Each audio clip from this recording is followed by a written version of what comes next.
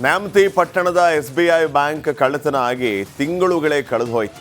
ಕಳ್ಳತನ ಮಾಡಿದ ಆರೋಪಿಗಳ ಸುಳಿವು ಮಾತ್ರ ಸಿಗ್ತಾ ಇಲ್ಲ. ಇನ್ನೊಂದು ಕಡೆ ಬ್ಯಾಂಕ್ ಸಿಬ್ಬಂದಿಯ ನಿರ್ಲಕ್ಷ್ಯಕ್ಕೆ ಸ್ವತಃ ಜಿಲ್ಲಾಧಿಕಾರಿ ಗರಂ ಆಗಿದ್ದಾರೆ. ಜಿಲ್ಲೆಯ ಎಲ್ಲಾ ಬ್ಯಾಂಕ್ ಸಿಬ್ಬಂದಿಯನ್ನ ಕರೆದು ಹಿಗ್ಗಾಮುಗ್ಗಾ ಕ್ಲಾಸ್ ತಗೊಂಡಿದ್ದಾರೆ.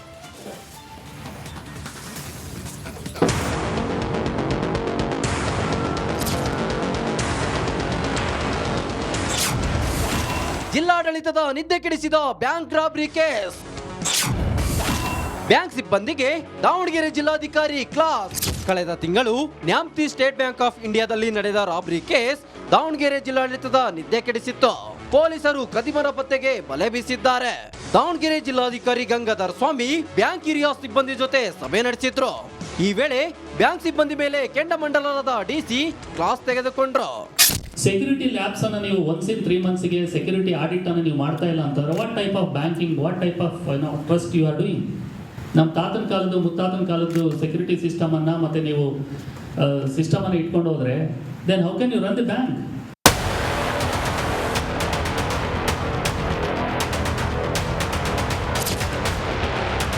ಬ್ಯಾಂಕ್ ಅಂದ್ರೆ ಒಂದು ಟ್ರಸ್ಟ್, ನಂಬಿಕೆ ಮೇಲೆ ಒಡವೆ ಹಣ ಇಡೋದು.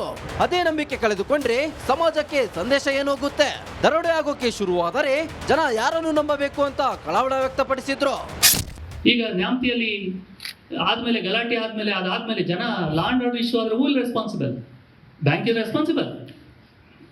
It is a headache of me and madam and my police officers.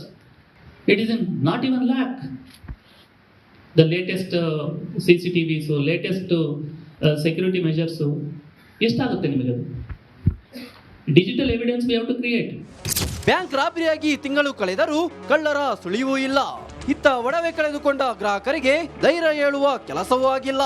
ಭದ್ರತೆ ವೈಫಲ್ಯದಿಂದ ಈ ಘಟನೆ ನಡೆದ್ರೂ ಬ್ಯಾಂಕ್ ಸಿಬ್ಬಂದಿ ಇನ್ನೂ ಎಚ್ಚೆತ್ತುಕೊಂಡಿಲ್ಲ ಅನ್ನೋದು ದುರಂತವೇ ಸರಿ. ವಿಠಲ್ ಕ್ಯಾರವಾಡ್, ರಿಪಬ್ಲಿಕ್ ಕನ್ನಡ. ಮಧ್ಯಂತರ ಜಾಮೀನಿನಲ್ಲಿ ಆಚೆ ಇದ್ದಾರೆ. ಆ ಜಾಮೀನು ಅಂತ್ಯ ಆಗೋದಕ್ಕೂ ಕೂಡ ಕೌಂಟ್ ಡೌನ್ ಸ್ಟಾರ್ಟ್ ಆಗಿದೆ. ಈ ಮಧ್ಯೆ ಶಸ್ತ್ರಚಿಕಿತ್ಸೆಯ ವಿಚಾರವಾಗಿ ಇನ್ನೂ ಕೂಡ ಗೊಂದಲ ನಿವಾರಣೆ ಆಗಿಲ್ಲ. ಶಸ್ತ್ರಚಿಕಿತ್ಸೆ ಆಗಲಿಲ್ಲ ಅಂತಂದ್ರೆ ಕಾನೂನು ಕಂಟಕ ಫಿಕ್ಸ್. ಹಾಗಿದ್ರೆ ಸದ್ಯಕ್ಕೆ ದರ್ಶನ್ಗೆ ಕಾಡ್ತಾ ಇರುವಂತ ಆ ಟೆನ್ಷನ್ಗಳು ಯಾವುದು? ಬನ್ನಿ ನೋಡ್ಕೊಂಡು.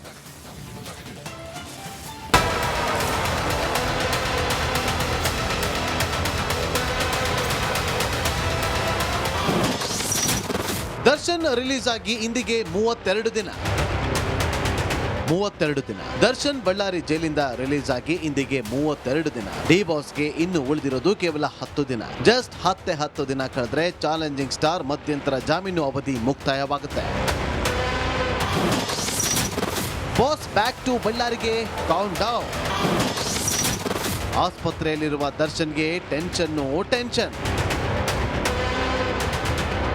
ಬೆಂಗಳೂರಿನ BGS ಆಸ್ಪತ್ರೆಯಲ್ಲಿ ಚಿಕಿತ್ಸೆ ಪಡೆಯುತ್ತಿರುವ ದರ್ಶನ್ಗೆ ದಿನ ಕಳೆದಂತೆಲ್ಲ ಆತಂಕ ಎದುರಾಗ್ತಾ ಇದೆ. ಬೇಲ್ ಅವಧಿ ಮುಗಿದು ಹೋಯ್ತಲ್ಲ ಅನ್ನೋ ಭೀತಿ ಶುರುವಾಗ್ತಾ ಇದೆ. ಸದ್ಯ ಡಿ ಬಾಸ್ಗೆ 3 ಟೆನ್ಷನ್ ಎದುರಾಗಿದೆ. ಅದೇನು ಅಂತ ತೋರಿಸ್ತೀವಿ ನೋಡಿ. ಇನ್ನು 10 ದಿನಗಳಲ್ಲಿ ದರ್ಶನ್ ಮಧ್ಯಂತರ ಜಾಮೀನಿನ ಅವಧಿ ಮುಗಿಯುತ್ತೆ. ಹೀಗಾಗಿ ಬೇಲ್ ವಿಸ್ತರಣೆ ಆಗುತ್ತಾ ಅಥವಾ ರದ್ದಾಗುತ್ತಾ ಅನ್ನೋ ಟೆನ್ಷನ್ ಶುರುವಾಗಿದೆ. ಇನ್ನು ರೆಗ್ಯುಲರ್ ಜಾಮೀನು ವಿಚಾರದಲ್ಲಿ SPP ಪ್ರಸನ್ನ ಕುಮಾರ್ ವಾದ ಬಾಕಿ ಇದೆ. ಹೀಗಾಗಿ ಅವರ ವಾದ ಹೇಗಿರುತ್ತೋ ಏನೋ ಅನ್ನೋ ಆತಂಕ ಎದುರಾಗಿದೆ. ಇದಿಷ್ಟೇ ಅಲ್ಲ, ಆಪರೇಷನ್ ಮಾಡಿಸಬೇಕಾ ಬೇಡವಾ ಅನ್ನೋ ಗೊಂದಲ ಬೇರೆ ಶುರುವಾಗಿದೆ. ಕಾರಣ ಡಿ ಬಾಸ್ಗೆ ಒಂದು ವೇಳೆ ರೆಗ್ಯುಲರ್ ಬೇಲ್ ಸಿಗದಿದ್ರೆ ಮಧ್ಯಂತರ ಜಾಮೀನು ಮುಂದುವರಿಸಲು ಆಪರೇಷನ್ ಮಾಡಿಸೋದು ಅನಿವಾರ್ಯವಾಗಲಿದೆ. ಹೀಗೆ ಆಸ್ಪತ್ರೆಯಲ್ಲಿರುವ ಸಾರಥಿಗೆ ಈ 3 ಟೆನ್ಷನ್ ಶುರುವಾಗಿದೆ. ಇದರಿಂದ ದರ್ಶನ್ ಅದು ಹೇಗೆ ಹೊರ ಬರ್ತಾರೆ ಅನ್ನೋದೇ ಸದ್ಯದ ಕುತೂಹಲ. Nagaraj, crime bureau, republic Kannada.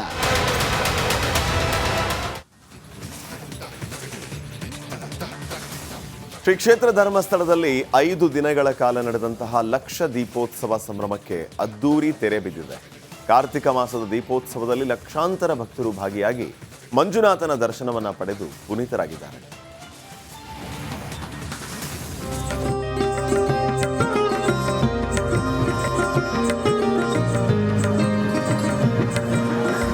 ವಿದ್ಯುತ್ ದೀಪಗಳಿಂದ ಕಂಗೊಳಿಸುತ್ತಿರುವ ಮಂಜುನಾಥನ ಸನ್ನಿಧಿ.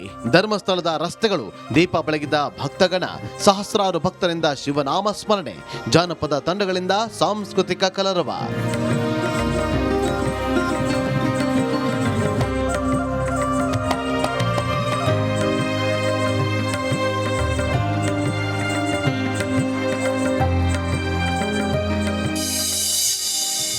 ಧರ್ಮಸ್ಥಳದಲ್ಲಿ ಲಕ್ಷ ದೀಪೋತ್ಸವದ ಸಂಭ್ರಮ.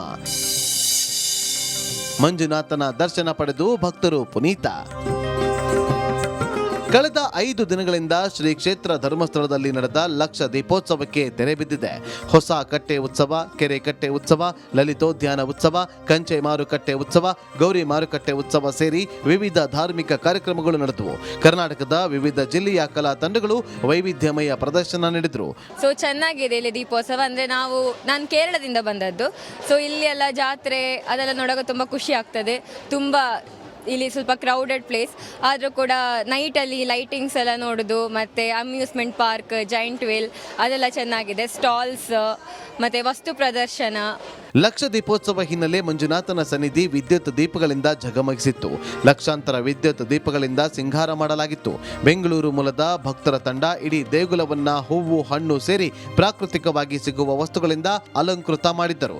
ಭಕ್ತರು ಕ್ಷೇತ್ರದ ಮುಂಭಾಗ ದೀಪ ಹಚ್ಚಿ ಬೆಳಗಿ ಶಿವ ಸ್ಮರಣೆ ಮಾಡಿದ್ರು. ಬಂದು ದೀಪ ಅಂಟಿಸ್ತಾ ಇದ್ದೀವಿ, ಖುಷಿ ಆಗ್ತಿದೆ ನನಗೆ. ಹೌದು, ಕಾರ್ತಿಕ್ ಸೋಮವಾರ ಪ್ರಯುಕ್ತ ದೀಪ ಅಂಟಿಸ್ತೀವಿ ನಾವು ದಿವಸ ಪ್ರತಿ ವರ್ಷ. ಬೆಂಗಳೂರಿಂದ ಬಂದಿರೋದು. ಹಾಂ, ನಾನು ನನ್ನ ಹಸ್ಬೆಂಡ್ ಬಂದಿರೋದು. ತುಂಬ ಚೆನ್ನಾಗಿದೆ ನಿಜವಾಗ್ಲೂ. ಮೊದಲನೇ ಸತಿ ಬರ್ತಿರೋದು ನಾನು ಈ ಥರ ದೀಪೋತ್ಸವಕ್ಕೆ. ತುಂಬ ಖುಷಿ ಆಗ್ತಿದೆ ನನಗೆ. ಕಳೆದ 5 ದಿನಗಳಿಂದ ನಡೆದ ಅದ್ದೂರಿ ಲಕ್ಷ ದೀಪೋತ್ಸವಕ್ಕೆ ತೆರೆ ಬಿದ್ದಿದೆ. ಲಕ್ಷಾಂತರ ದೀಪಗಳಿಂದ ಕಂಗೊಳಿಸಿದ ಧರ್ಮಸ್ಥಳ ಕಂಡು ಭಕ್ತರು ಪುನೀತರಾದರು.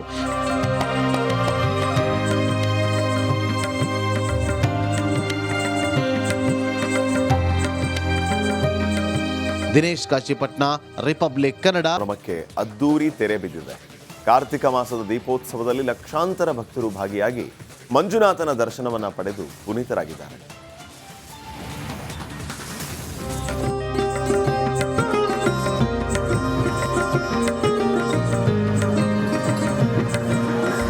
ವಿದ್ಯುತ್ ದೀಪಗಳಿಂದ ಕಂಗೊಳಿಸುತ್ತಿರುವ ಮಂಜುನಾಥನ ಸನ್ನಿಧಿ. ಧರ್ಮಸ್ಥಳದ ರಸ್ತೆಗಳು ದೀಪ ಬೆಳಗಿದ ಭಕ್ತಗಣ. ಸಹಸ್ರಾರು ಭಕ್ತರಿಂದ ಶಿವನಾಮ ಸ್ಮರಣೆ.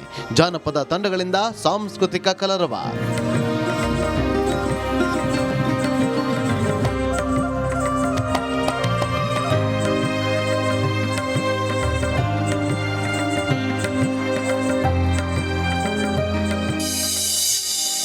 ಧರ್ಮಸ್ಥಳದಲ್ಲಿ ಲಕ್ಷ ದೀಪೋತ್ಸವದ ಸಂಭ್ರಮ. ಮಂಜುನಾಥನ ದರ್ಶನ ಪಡೆದು ಭಕ್ತರು ಪುನೀತ. ಕಳೆದ 5 ದಿನಗಳಿಂದ ಶ್ರೀ ಕ್ಷೇತ್ರ ಧರ್ಮಸ್ಥಳದಲ್ಲಿ ನಡೆದ ಲಕ್ಷ ದೀಪೋತ್ಸವಕ್ಕೆ ತೆರೆ ಬಿದ್ದಿದೆ. ಹೊಸ ಕಟ್ಟೆ ಉತ್ಸವ, ಕೆರೆ ಕಟ್ಟೆ ಉತ್ಸವ, ಲಲಿತೋದ್ಯಾನ ಉತ್ಸವ, ಕಂಚೆ ಮಾರುಕಟ್ಟೆ ಉತ್ಸವ, ಗೌರಿ ಮಾರುಕಟ್ಟೆ ಉತ್ಸವ ಸೇರಿ ವಿವಿಧ ಧಾರ್ಮಿಕ ಕಾರ್ಯಕ್ರಮಗಳು ನಡೆದವು. ಕರ್ನಾಟಕದ ವಿವಿಧ ಜಿಲ್ಲೆಯ ಕಲಾ ತಂಡಗಳು ವೈವಿಧ್ಯಮಯ ಪ್ರದರ್ಶನ ನೀಡಿದ್ರು. ಸೊ ಚೆನ್ನಾಗಿದೆ ಇಲ್ಲಿ ದೀಪೋತ್ಸವ. ಅಂದರೆ ನಾನು ಕೇರಳದಿಂದ ಬಂದದ್ದು. ಸೊ ಇಲ್ಲಿ ಎಲ್ಲ ಜಾತ್ರೆ ಅದೆಲ್ಲ ನೋಡೋಕೆ ತುಂಬ ಖುಷಿ ಆಗ್ತದೆ. ತುಂಬ ಇಲ್ಲಿ ಸ್ವಲ್ಪ ಕ್ರೌಡೆಡ್ ಪ್ಲೇಸ್ ಆದರೂ ಕೂಡ ನೈಟಲ್ಲಿ ಲೈಟಿಂಗ್ಸ್ ಎಲ್ಲ ನೋಡೋದು, ಮತ್ತು ಅಮ್ಯೂಸ್ಮೆಂಟ್ ಪಾರ್ಕ್, ಜೈಂಟ್ ವೀಲ್ ಅದೆಲ್ಲ ಚೆನ್ನಾಗಿದೆ. ಸ್ಟಾಲ್ಸ್ ಮತ್ತು ವಸ್ತು ಪ್ರದರ್ಶನ. ಲಕ್ಷ ದೀಪೋತ್ಸವ ಹಿನ್ನೆಲೆ ಮಂಜುನಾಥನ ಸನ್ನಿಧಿ ವಿದ್ಯುತ್ ದೀಪಗಳಿಂದ ಝಗಮಗಿಸಿತ್ತು. ಲಕ್ಷಾಂತರ ವಿದ್ಯುತ್ ದೀಪಗಳಿಂದ ಸಿಂಗಾರ ಮಾಡಲಾಗಿತ್ತು. ಬೆಂಗಳೂರು ಮೂಲದ ಭಕ್ತರ ತಂಡ ಇಡೀ ದೇಗುಲವನ್ನ ಹೂವು ಹಣ್ಣು ಸೇರಿ ಪ್ರಾಕೃತಿಕವಾಗಿ ಸಿಗುವ ವಸ್ತುಗಳಿಂದ ಅಲಂಕೃತ ಮಾಡಿದ್ದರು. ಭಕ್ತರು ಕ್ಷೇತ್ರದ ಮುಂಭಾಗ ದೀಪ ಹಚ್ಚಿ ಬೆಳಗಿ ಶಿವ ಸ್ಮರಣೆ ಮಾಡಿದ್ರು. ಬಂದು ದೀಪ ಅಂಟಿಸ್ತಾ ಇದ್ದೀವಿ, ಖುಷಿ ಆಗ್ತಿದೆ ನನಗೆ. ಹೌದು, ಕಾರ್ತಿಕ್ ಸೋಮವಾರ ಪ್ರಯುಕ್ತ ದೀಪ ಅಂಟಿಸ್ತೀವಿ ನಾವು ದಿವಸ ಪ್ರತಿ ವರ್ಷ. ಬೆಂಗಳೂರಿಂದ ಬಂದಿರೋದು. ಹಾಂ, ನಾನು ನನ್ನ ಹಸ್ಬೆಂಡ್ ಬಂದಿರೋದು. ತುಂಬ ಚೆನ್ನಾಗಿದೆ ನಿಜವಾಗ್ಲೂ. ಮೊದಲನೇ ಸತಿ ಬರ್ತಿರೋದು ನಾನು ಈ ಥರ ದೀಪೋತ್ಸವಕ್ಕೆ. ತುಂಬ ಖುಷಿ ಆಗ್ತಿದೆ ನನಗೆ. ಕಳೆದ 5 ದಿನಗಳಿಂದ ನಡೆದ ಅದ್ದೂರಿ ಲಕ್ಷ ದೀಪೋತ್ಸವಕ್ಕೆ ತೆರೆ ಬಿದ್ದಿದೆ. ಲಕ್ಷಾಂತರ ದೀಪಗಳಿಂದ ಕಂಗೊಳಿಸಿದ ಧರ್ಮಸ್ಥಳ ಕಂಡು ಭಕ್ತರು ಪುನೀತರಾದರು.